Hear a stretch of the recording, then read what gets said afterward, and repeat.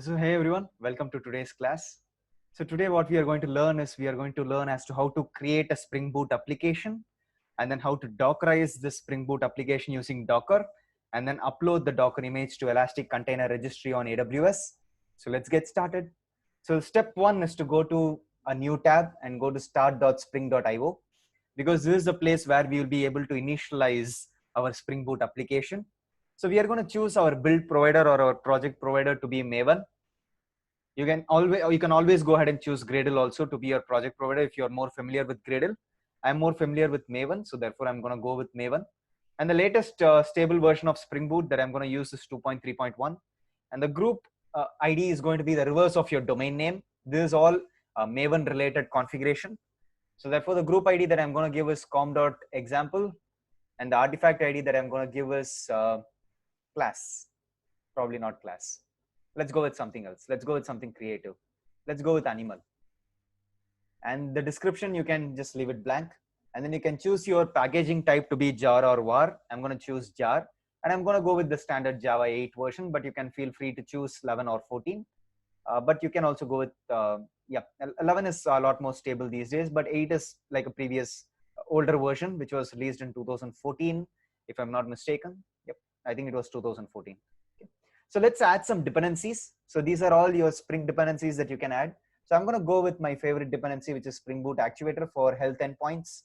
I'm also going to go with the MVC, which is the Spring Web dependency, which allows us to create RESTful web applications using the embedded Tomcat container.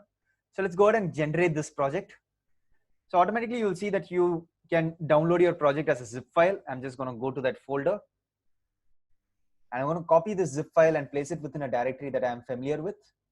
Let me go to Documents, MacBook Files, the DP Workspace directory. Yep.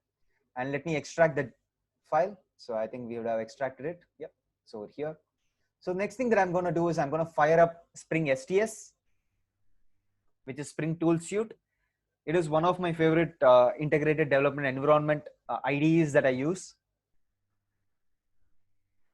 So it's a variant of Eclipse and it's provided to you by Pivotal. So let me go ahead and import this project first. So let me go to File, Import, Existing Maven Projects. Click on Browse, choose your project. We called ourselves as Animal. Click on Open. It should automatically detect your pom.xml, which is where your Maven configuration is and all of your dependencies are residing in. And click on Finish.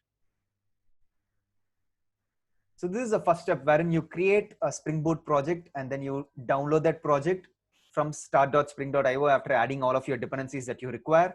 And then you import it as a Maven project into your favorite integrated development environment, which is Spring Tool Suite for me. But you can also use Eclipse. You can also use IntelliJ, or you can also go ahead and use AWS Cloud 9, which you'll be seeing in a separate section of this course, which is also an integrated development environment, but it's serverless in nature, which is pretty great.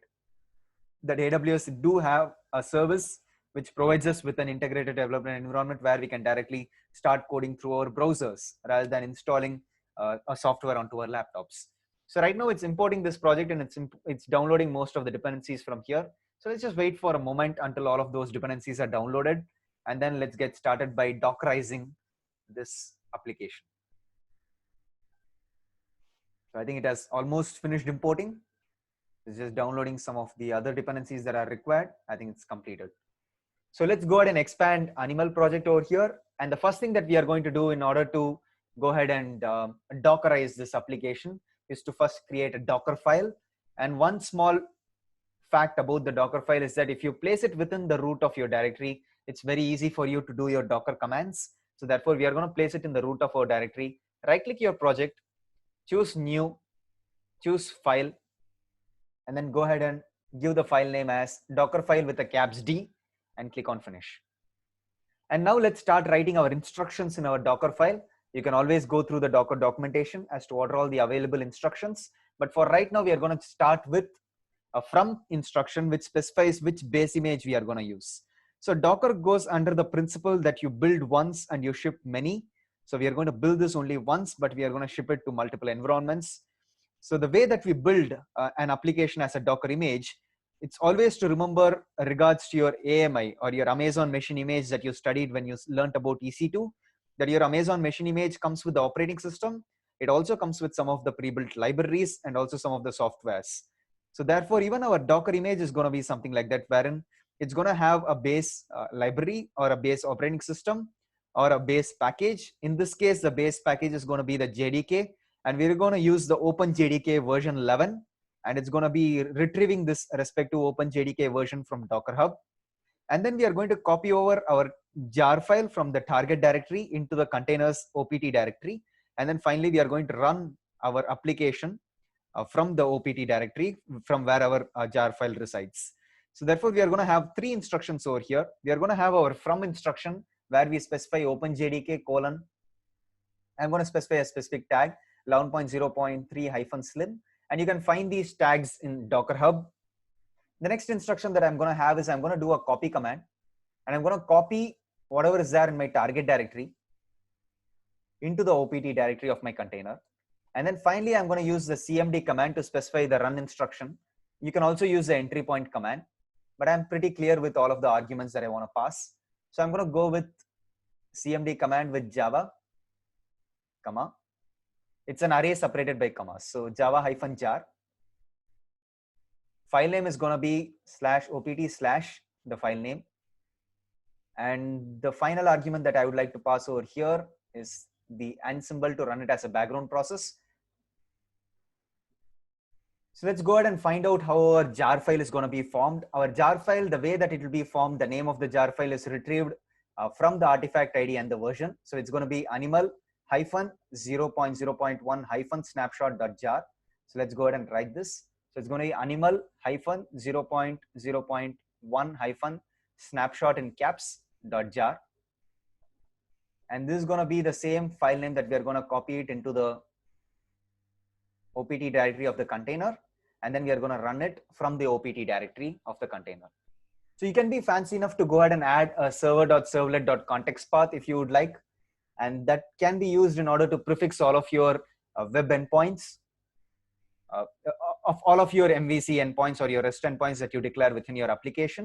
So the way that you would possibly do that is open up source main resources, go to application.properties. And since we are using a Spring Boot version that is greater than 2, we are going to go with this property called as server.servlet.context-path.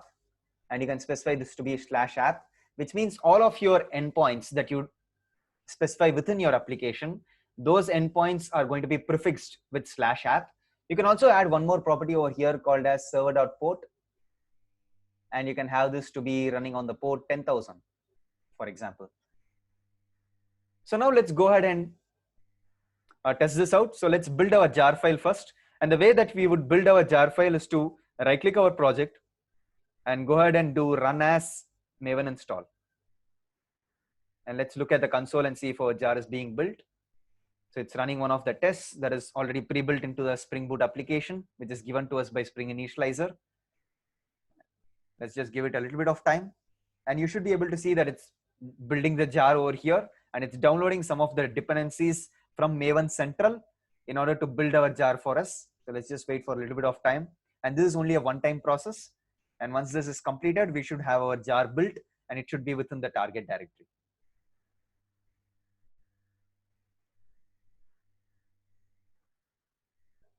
Okay, so the build is successful and it has placed our jar within the target directory. Let's just check that once. So right now our target directory is showing as empty, but let's right click this project and go and click on refresh. Now you should be able to see under your target directory, you do have the jar file and it's of the same name that we mentioned over here. If you guys are not able to see, let me just zoom in on this. I think so I should be able to zoom. Okay, so I'm only able to zoom in on the editor, but you can see over here that the jar file name is animal -0.0.1 snapshot.jar, which is the same that we have over here.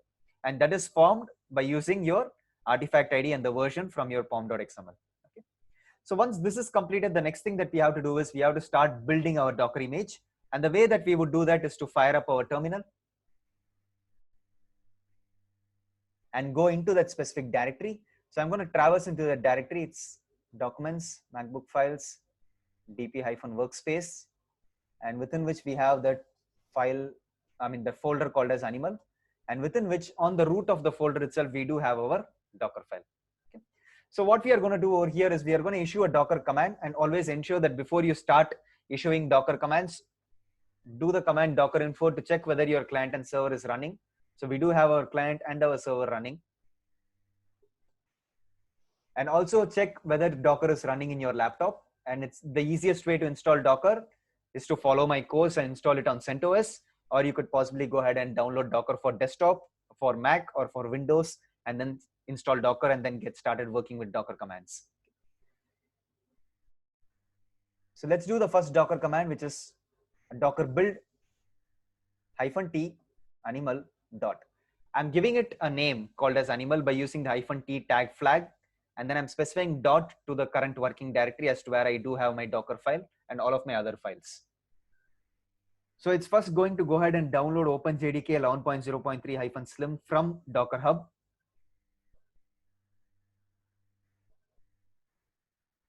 So it's going to take a little bit of time. In the meantime, what I'm going to do is I'm going to go back to my browser.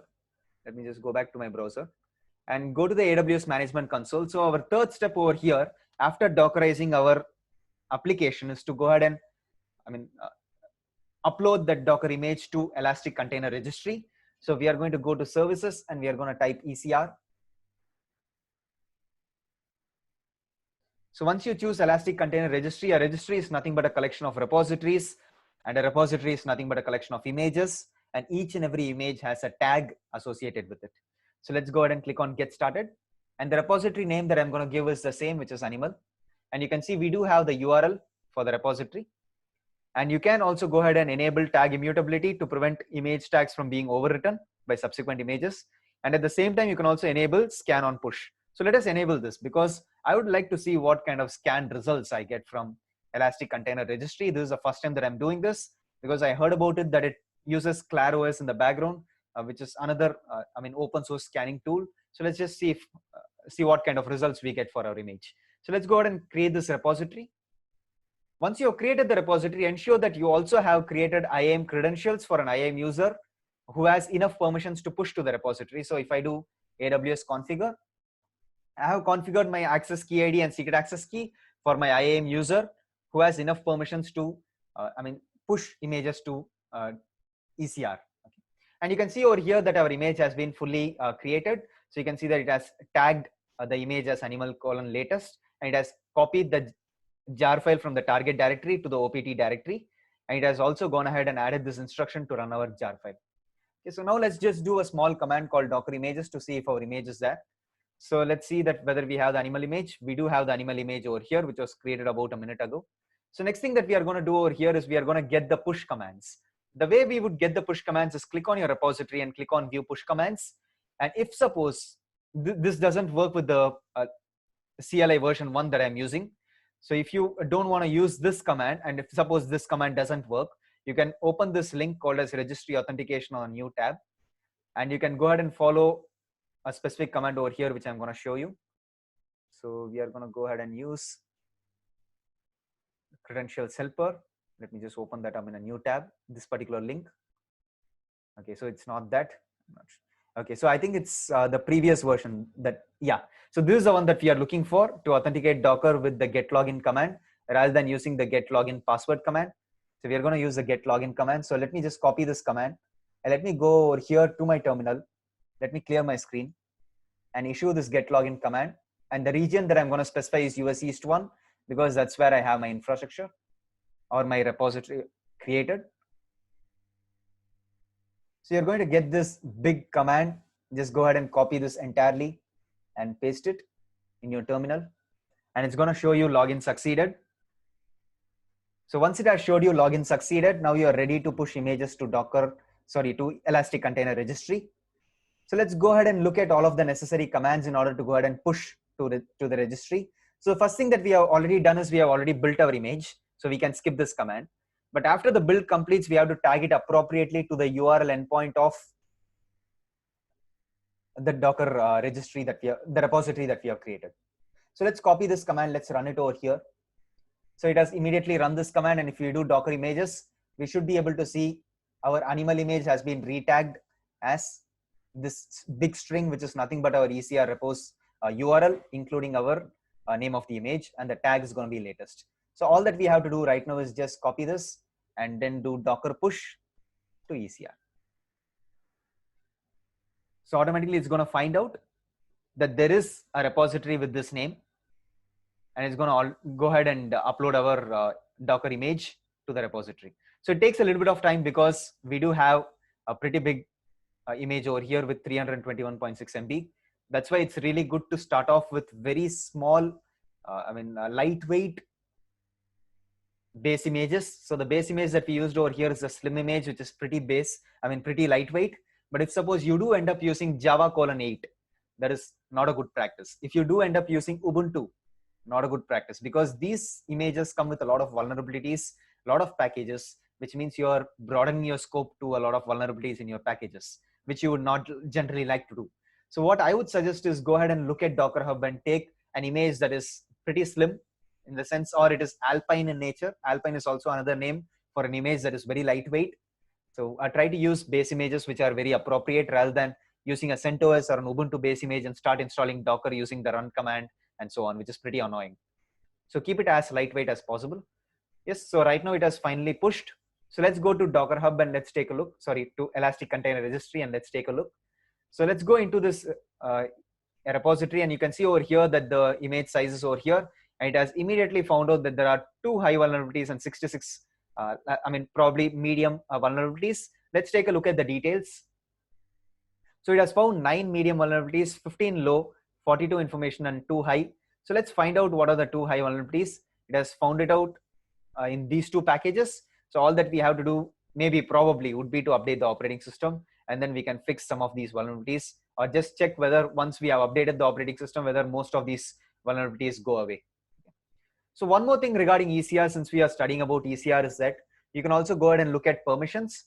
And with permissions, you can create your own statements where you share your ECR repo across accounts, which is very much possible. You can also go ahead and configure your own lifecycle policies, which is again supported with ECR, which was previously supported with S3, which you have studied. You can also go ahead and create a rule from here.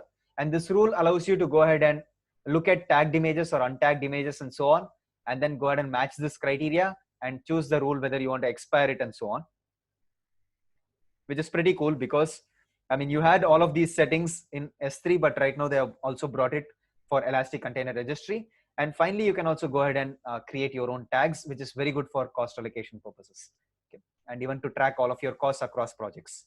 So I hope you got a really good idea as to how you would take a Spring Boot application, Dockerize it, and then go ahead and upload it to ECR. So I'll catch you in the next session where we discuss about another AWS service.